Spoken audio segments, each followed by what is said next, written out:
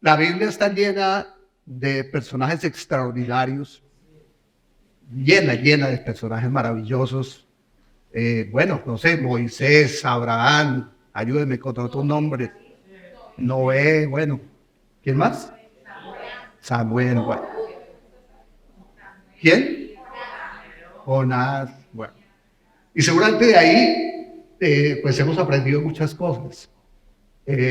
Hoy quise traer aquí a nuestro escenario a nuestro gran amigo David. De hecho, el tema hoy le he puesto un nombre un poquito extraño, se llama Todos somos David. Quizá puede sonar extraño, puede sonar raro, puede sonar incluso un poquito pretencioso, pero vamos a ver de qué se trata esto. Y en primer lugar quiero invitarlos a ver un repaso muy breve sobre David. A veces no sabemos exactamente cómo era y cómo lo definían en ese entonces. Veamos un corto relato de lo que era su vida.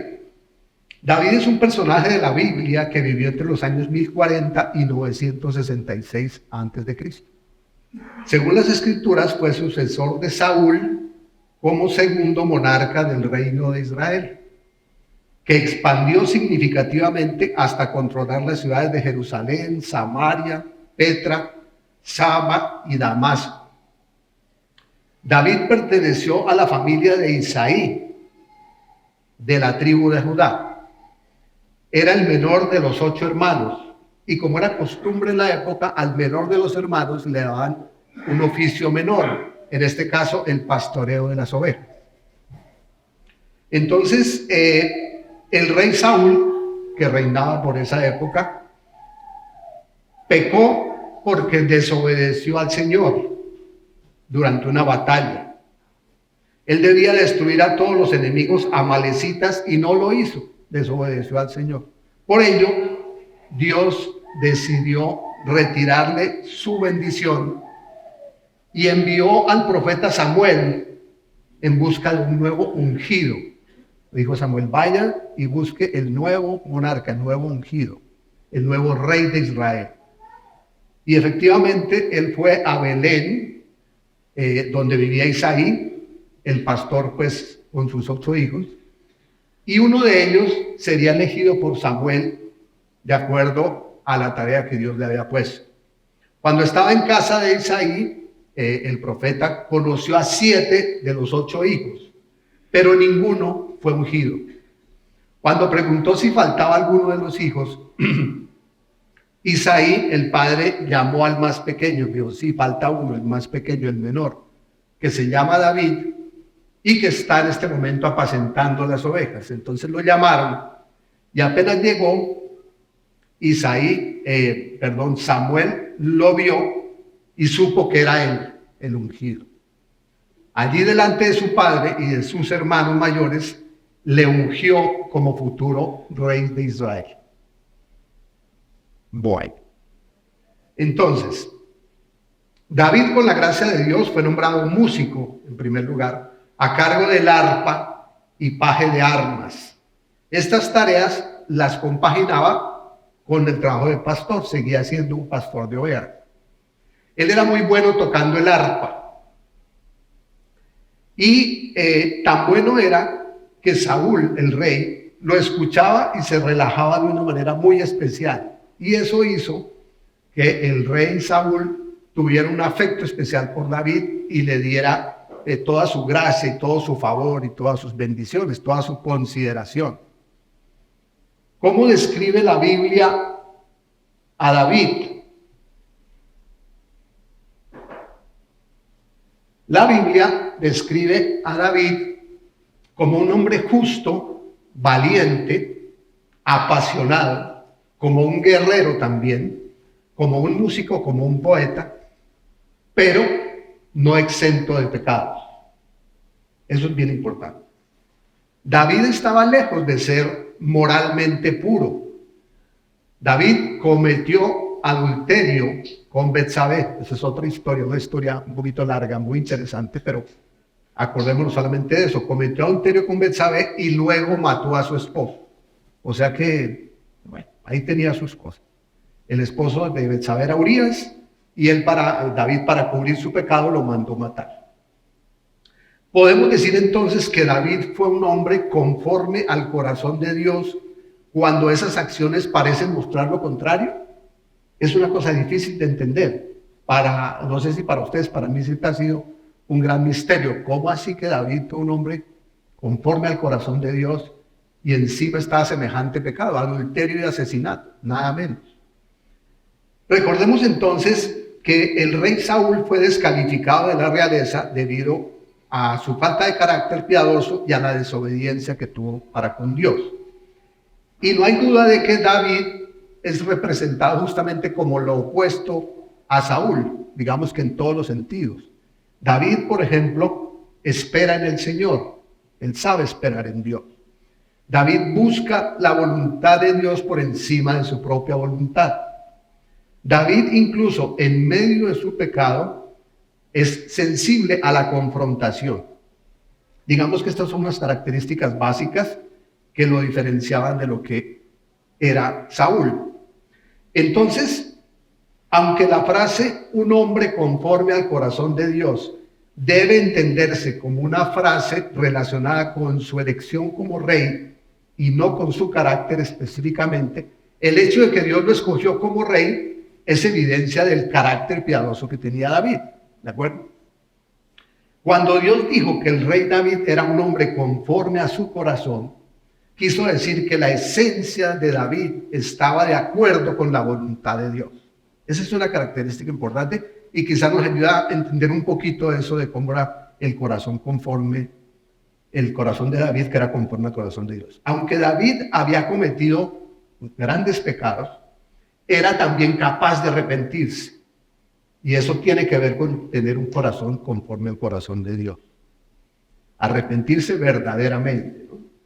Entonces, eso está registrado, por supuesto, en la Biblia. Después de cometer su pecado, el rey David oró a Dios diciéndole: vuelve, oh Señor, libera mi alma, sálvame por tu misericordia. Él sintió un profundo arrepentimiento de su pecado, confesaba su pecado, ayunaba y oraba delante de Dios permanentemente para que Dios fuera misericordioso con él. Es importante que tengamos esto para el estudio que vamos a hacer ahora. A David se le atribuye la autoría del libro de los Salmos y es reconocido universalmente como rey y profeta, no solamente en el cristianismo, sino también en el judaísmo y en el islam inclusive. Bueno, vamos a ver ahora un repaso breve de el hecho tal vez más significativo y que más recordamos de David. ¿Se acuerdan cuál fue? ¿Cuál? La pelea contra Goliat. Eso la tenemos ahí muy presente, ¿cierto? Entonces, también voy a repasar muy rápido eso. Los filisteos reunieron sus ejércitos para la guerra, concentrando sus fuerzas en Soco, pueblo de Judá. Por su parte, Saúl y los israelitas se reunieron también y, acampando en el valle de Elá, ordenaron sus filas para la batalla contra los filisteos. Un famoso guerrero oriundo de Gat salió del campamento filisteo. Su nombre era Goliat. Tenía una estatura de casi 3 metros. Ahí nomás ya imaginémonos cómo era. Llevaba en la cabeza un casco de bronce y su coraza pesaba 55 kilos. Es decir, lo que se ponían acá en el pecho y espalda, solamente eso pesaba 55 kilos. No quiero ni imaginar eso, cómo era de tremendo. También esa coraza era de bronce, como eran las polainas que le protegían las piernas y la jabalina que llevaba en la mano. El asta de su lanza se parecía al rodillo de un telar, es decir, era una lanza bastante gruesa, y tenía en la punta era de hierro y pesaba casi 7 kilos. Solamente la punta de la lanza pesaba 7 kilos, imagínense, una cosa tremenda. Una fuerza de este hombre descomunal. Goliat se detuvo ante los soldados israelitas y los desafió. Les dijo lo siguiente: ¿para qué están ordenando sus filas para la batalla? ¿No soy yo un filisteo? ¿Y no están ustedes al servicio de Saúl? ¿por qué no escogen a alguien que se me enfrente? Si es capaz de hacerme frente y matarme, nosotros les serviremos a ustedes. Pero si yo lo venzo y lo mato, ustedes serán nuestros esclavos y nos servirán. Dijo además, yo desafío hoy al ejército de Israel. Elijan a un hombre para que pelee conmigo. Al oír lo que decía el filisteo, Saúl y todos los israelitas se consternaron y tuvieron mucho miedo, por supuesto, semejante. Entonces algunos de ellos decían, ven a ese hombre que sale a desafiar a Israel. A quien lo venza y lo mate, el rey lo colmará de riquezas. Además le dará a su hija como esposa y su familia quedará exenta de impuestos aquí en Israel. Entonces aquí empezó a hablar David. David le preguntó a los que estaban ahí, ¿qué dicen que le darán a quien mate a ese filisteo y salve así el honor de Israel? ¿Quién se cree este filisteo pagano que se atreve a desafiar al ejército del Dios viviente? Eliab era uno de los hermanos mayores de David. Eliab le dijo, apenas lo oyó hablar de esa forma, se puso furioso y le dijo, ¿qué has venido a hacer aquí? ¿Con quién has dejado las ovejas que tienes en el desierto? Yo te conozco, eres un atrevido y malintencionado. Seguro que has venido a ver la batalla, o sea, vino de chismoso, más o menos. Y entonces David inocentemente contesta, ¿y ahora qué hice? Yo apenas he abierto mi boca, no había dicho nada. Apartándose de su hermano, les preguntó a otros quienes le dijeron lo mismo. Algunos que oyeron lo que había dicho David se lo contaron al rey Saúl. A él le llegaban de todas maneras con los chismes, sí. Le dijeron, rey Saúl, allá hay un muchacho que está diciendo que es capaz de enfrentarse a ese gigante. Entonces Saúl inmediatamente mandó a llamar a David, le dijo, tráigame ese muchacho para acá.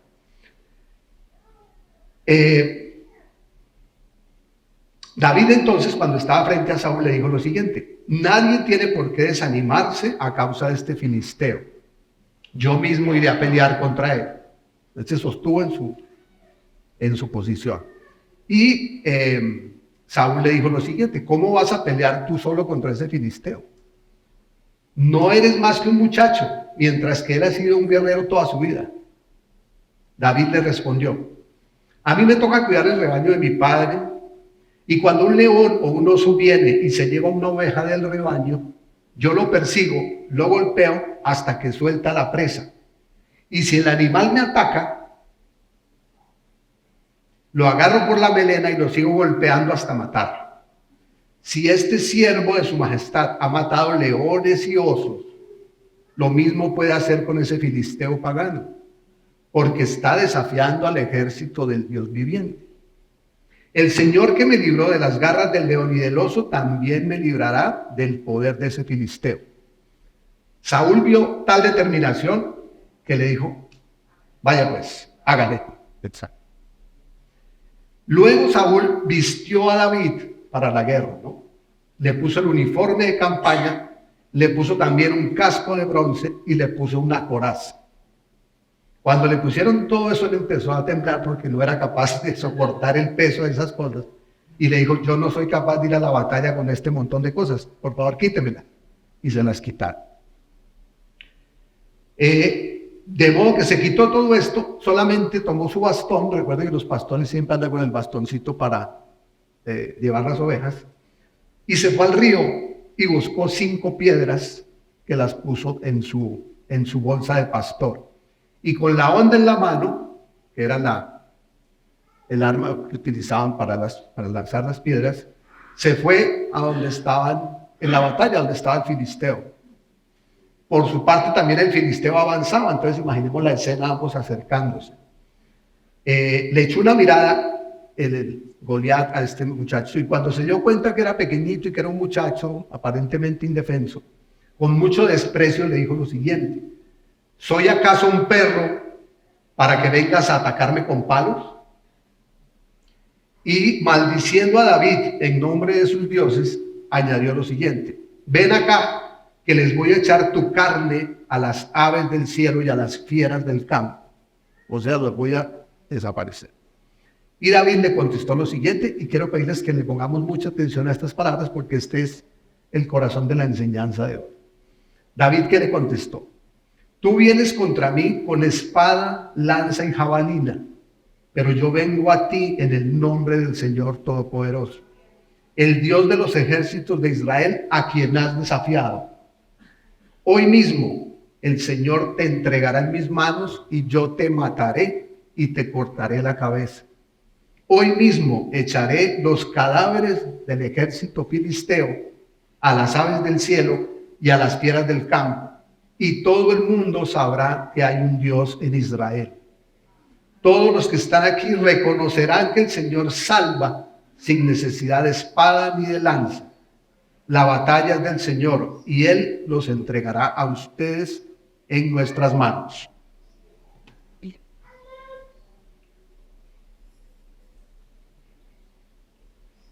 En cuanto el filisteo avanzó para acercarse a David y enfrentarse a él, también David se le acercó rápidamente hacia la línea de batalla. Metiendo la mano en su bolsa, sacó una de las piedras, armó la honda y se la lanzó al filisteo, hiriéndolo en la frente. Con la piedra incrustada entre ceja y ceja, el filisteo cayó al piso. Así fue como David triunfó sobre el filisteo. Lo hirió de muerte con su honda y una piedra, sin empuñar la espada. Luego corrió a donde estaba el filisteo, le quitó la espada y desenvainándola, lo remató con ella y le cortó la cabeza. Cuando los filisteos vieron que su héroe había muerto, salieron corriendo. Después de vencer al gigante, David consiguió la confianza de los criados y de todo el pueblo, por supuesto. Se ganó la amistad de Jonatán y el amor de Mical, quien fue su primera esposa. Y ambos, Jonatán y Mical, eran hijos del rey Saúl. O sea que de una vez se emparentó con el rey. Mientras David se convertía en un poderoso guerrero, las mujeres judías cantaban unas a otras mientras celebraban. Saúl ha herido a sus miles y David a sus 10,000. Y Saúl, por esa razón, estaba enojado porque David cobró una importancia superior. Entonces las palabras de Saúl eran las siguientes. Decía, le han atribuido a David 10,000 y a mí me han atribuido 1,000. ¿Qué más puede tener él o querer él sino el reino? Entonces, con esos celos que empezó a tener Saúl, obviamente David se preocupó porque ya Saúl lo mandó capturar. David tuvo que irse, se fue con 200 guerreros que eran fieles a él y se fue al desierto. Y allí poco a poco se convirtió en el héroe, en el paladín de todos los oprimidos. ¿Vale?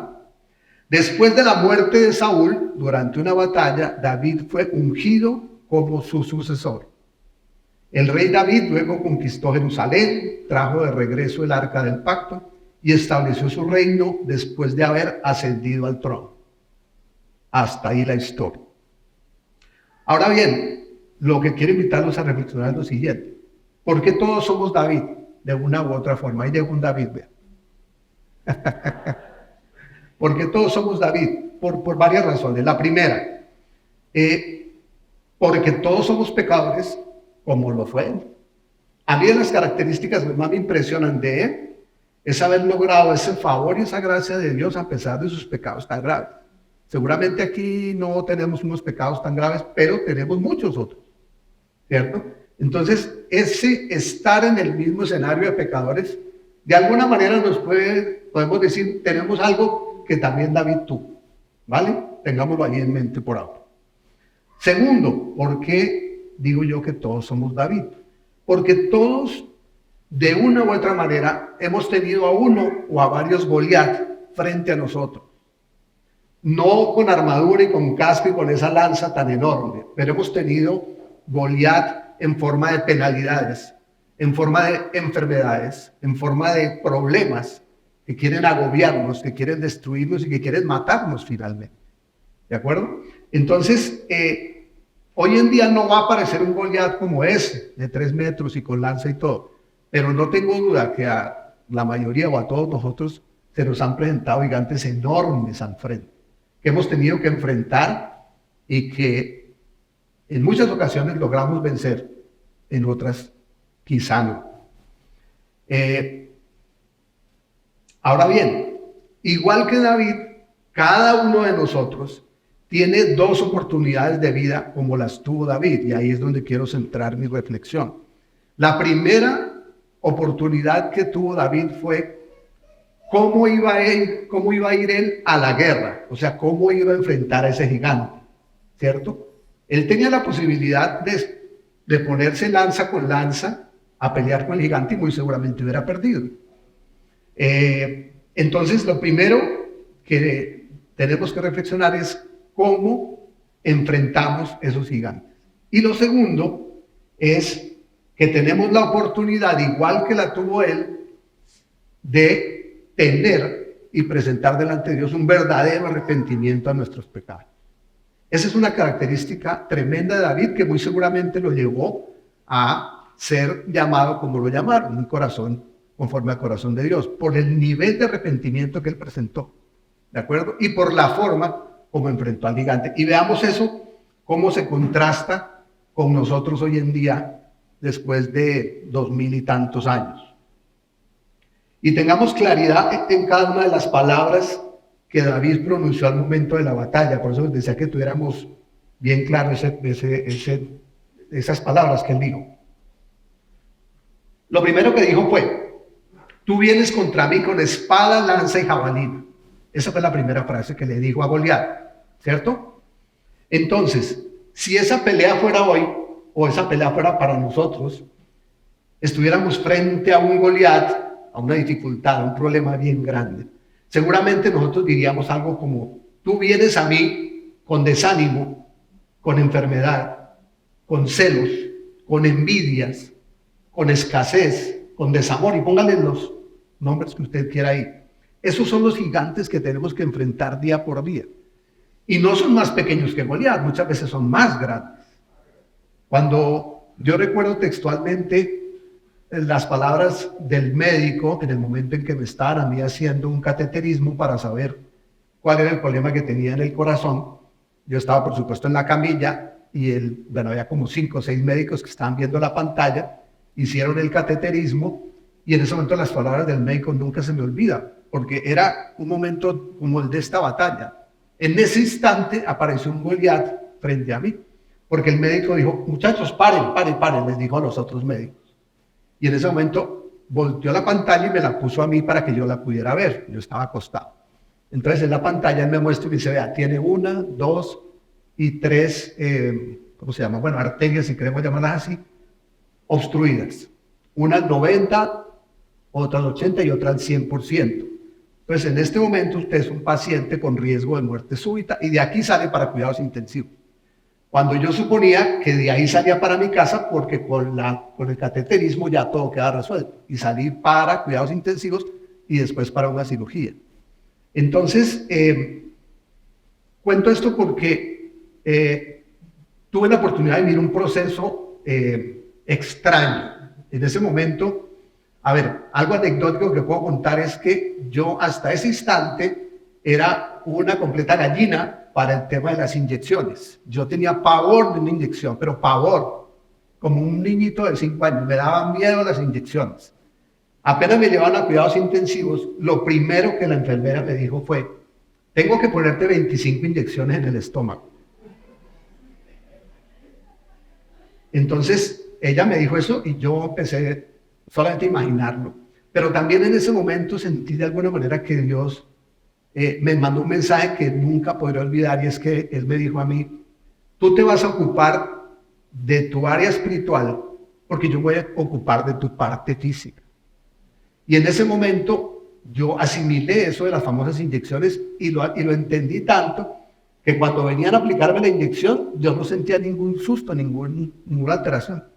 Esas inyecciones eran a las 11 de la mañana y a las 11 de la noche. Muchas veces yo estaba dormido a las 11 de la noche y me despertaba: despiértate que viene la inyección, y yo le decía: hágale, y me la aplicaban en el estómago y yo no sentía nada. Y yo decía: Dios, ¿esto qué es? De un momento a otro perdí el miedo y era que justamente Dios se estaba ocupando de mi parte física porque yo tenía que hacer un esfuerzo especial en ocuparme en mi parte espiritual. ¿Qué fue ocuparme de mi parte espiritual? Que yo hice un proceso quizás ni siquiera voluntario, sino que Él lo puso en mí de introspección. Después, cuando todo pasó, la gente me contaba a mí que yo no hablaba, pero yo no me daba cuenta. Iban a visitarme y las personas hablaban y hablaban y yo no hablaba nada. Yo estaba completamente callado. Mi esposo me decía, usted no decía ni una palabra. Y como que querían que hablara, porque como siempre le preguntan, ¿y cómo se siente? ¿Y qué le duele? Y no sé qué. Y yo, mudo completamente. Estaba haciendo ese proceso que Dios quería que hiciera. Entonces, hoy en día puedo decir que ese proceso de la cirugía, que fue largo porque hubo un tiempo de cuidados intensivos antes y después de la cirugía. Bueno, con un dato adicional, y es que por el infarto que me había dado, que nunca me di cuenta que fue un infarto, sufrió la válvula mitral, entonces tenían que hacerme una plastia en la válvula mitral que equivalía a sacar el corazón, abrirlo, mientras tanto conectarlo a una máquina, meter un anillo de plástico, cerrar el corazón, volverlo a meter y ojalá que funcione. Era más o menos la idea. Entonces, después de que pasó todo eso, yo puedo decir con certeza que Dios me llevó como a hacer una especie de posgrado en esa espiritualidad que yo estaba buscando, queriendo tener, queriendo crecer, y que Dios utilizó esa enfermedad, ese momento, porque Él todo lo utiliza para bien. Entonces hoy puedo decir, gracias a Dios, porque ese gigante no fui yo quien lo venció. Yo lo traigo aquí a cuento, pero fue el poder de Dios el que obró. Entonces, hablando de esas palabras de David, cuando le dijo a Goliat, tú vienes a mí con espada, lanza y jabalina, la pregunta es esa, ¿cómo estamos dispuestos a enfrentar esas batallas? ¿Como lo hizo David? O probablemente algunas veces tomamos la enfermedad, tomamos la crisis como un castigo, como una desgracia, o en el peor de los casos, decimos es que no está Dios, Dios se alejó de mí. Quizás lo primero que tenemos que entender y aceptar es que cuando tengamos un problema tenemos que reconocer el problema. Muchas veces ni siquiera hacemos ese primer paso, eso lo enseñan, por aquí creo que hay varias psicólogas, lo enseñan en todas partes, de que el primer paso es reconocer que tenemos un problema, ¿cierto? Cuando venga ese gigante, el primer paso es reconocer y decir, sí, aquí tengo que hacer algo porque viene una situación difícil y tengo que enfrentarla a la manera como Dios quiere que la enfrentemos. Bueno, sigamos con las palabras de David. Después de que le dijo eso, David le dijo, porque él venía con espada y lanza y todo eso, David le dijo, pero yo vengo a ti en el nombre del Señor Todopoderoso. Él no le dijo, yo también traigo mi lanza y también traigo experiencia y tengo una onda con la que le voy a tirar piedras. No le dijo nada de eso. Le dijo, yo vengo a ti en el nombre del Señor Todopoderoso. Esta frase nos enseña que David lo primero que hizo, antes que cualquier cosa, fue proclamar que él no venía en nombre propio. Es decir, no te estás enfrentando a mí, te estás enfrentando con el Dios Todopoderoso. Y eso, por supuesto, hace toda la diferencia, ¿no? Toda la diferencia. Cuando decidimos enfrentar las dificultades con nuestros propios Goliat, muchas veces lo hacemos en nuestras fuerzas. Muchas veces empezamos a buscar estrategias, empezamos a buscar recursos, empezamos a buscar alternativas, a buscar salidas, y patinamos y hacemos y ensayamos, y nos falla esta y seguimos con la otra. Y en algunos casos, después de todo ese intento de resolver el problema, es que nos acordamos, no, yo le voy a entregar esto a Dios porque esto está muy horrible. Recordemos que David fue lo primero que hizo. Dijo, aquí estoy yo, pero en el nombre de Dios, ¿cierto? Entonces quizás algunas veces nos sentimos derrotados o vencidos cuando el gigante se nos para al frente y uno dice, no, semejante problema tan grande, yo arranco de una vez perdiendo, ¿cierto? Otras veces, ¿qué hacemos? Que tampoco David lo hizo. Otras veces culpamos a otros. No, es que el problema no soy yo, el problema es fulanito. El problema es las circunstancias. Es que el trabajo no me gusta, el trabajo no me sirve. Y empezamos a tirar la pelota para otro lado. Entonces, esa tendencia es una tendencia natural, por supuesto, porque somos humanos. Esa es la tendencia del desánimo, la tendencia de la duda, inclusive eso nos puede llevar a deprimirnos, porque ese gigante nos empieza a agobiar y lo que hacemos es que cada vez lo vemos más grande, porque olvidamos que lo vamos a enfrentar es de la mano de Dios. Sigamos con las palabras de David. ¿Qué dijo después de esa frase? Dijo: el Dios de los ejércitos de Israel, a quien has desafiado. Entonces la pregunta es, pero el desafío no era para David, no. Él estaba desafiando al Señor de los ejércitos. Porque cuando vamos nosotros en su nombre, como hijos de Dios, no vamos solos. Entonces el desafío involucra a Dios. Es que la pelea no era David-Goliat. David estaba ahí en cuerpo y alma, pero estaba en el nombre de Dios. Entonces lo que había detrás, el gigante nunca lo vio. Era el Dios Todopoderoso. David sí lo vio. Él dijo: ve, aquí está mi papá, yo no vengo solo. Y así es como voy a enfrentar la pelea. Como los niños chiquitos: venga, yo le traigo a mi papá, que ese sí es capaz de sacar la cara por mí. Entonces, claro, este llamado es a que no caigamos en esa trampa. El enemigo quiere enfrentarnos de tú a tú. Cuando viene la crisis, el problema, la enfermedad, la circunstancia difícil, el enemigo está enfrente y nos dice: venga pues, agarrémonos a pelear. Y muchas veces salimos en serio, caemos en esa trampa, empezar a atacar al enemigo en nuestras fuerzas y nos olvidamos que vamos y debemos ir es en el nombre de Dios. Entonces, de alguna manera, empezamos mal esa batalla porque le damos poder al otro. Porque acordémonos que el enemigo que nos ataca permanentemente de una u otra forma tiene más de 3 metros. Es grandísimo también. Y él quiere que lo enfrentemos de tú a tú. Sigamos con las palabras de David. Después de que dijo lo que dijo, pronunció estas palabras: hoy mismo el Señor te entregará en mis manos, y yo te mataré y te cortaré la cabeza. Hoy mismo echaré los cadáveres del ejército filisteo a las aves del cielo y a las fieras del campo. ¿Qué significa esto? 2 veces repite hoy mismo. Para mí no tiene ningún significado, y es la total y absoluta fe que tenía David. David no dijo: ojalá Dios me acompañe en esta batalla. Voy a ver si soy capaz de vencer a este gigante. Ojalá Dios me ayude a ganar. Él dijo 2 veces: hoy mismo te voy a vencer. Hoy mismo voy a echar el cadáver de todos los filisteos a las aves del cielo. No tenía la menor duda de que eso iba a pasar. De que fuera del tamaño enorme por encima del tamaño del filisteo, por encima de Goliat. Ahí nuestra reflexión debería ser: ese es el tamaño de nuestra fe. Cuando viene esa crisis, yo arranco esa pelea con esa certeza de que voy a salir al otro lado porque es que Dios está conmigo. Esa es una reflexión interesante. ¿Qué dijo enseguida David? Dijo: y todo el mundo sabrá que hay un Dios en Israel.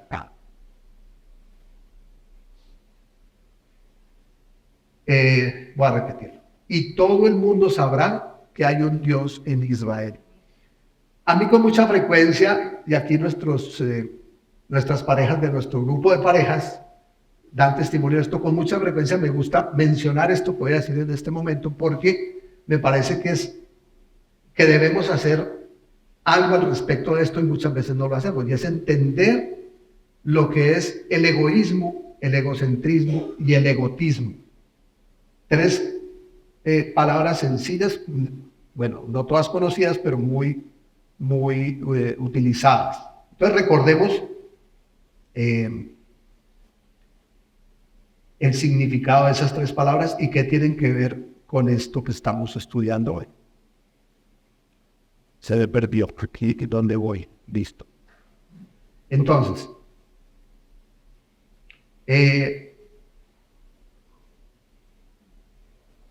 egoísmo, egocentrismo y egotismo. El egoísmo, ¿qué es? Muy fácil: todo para mí, todo para mí, todo para mí. El egocentrismo, ¿qué es? Todo el mundo gira en torno a mí. Yo soy lo más importante, lo más grande, lo más bonito, lo más inteligente. Todo el mundo gira alrededor mío. ¿De acuerdo? ¿Y qué es el egotismo? Ese no lo conocemos mucho. El egotista es esa persona que permanentemente tiene algo que decir de sí mismo. Se lo voy a describir. Está en una reunión de amigos y uno de ellos cuenta una anécdota. ¿Cómo le parece que me fui a montar bicicleta y me caí y me rompí el tobillo? El egotista dice, eso no es nada.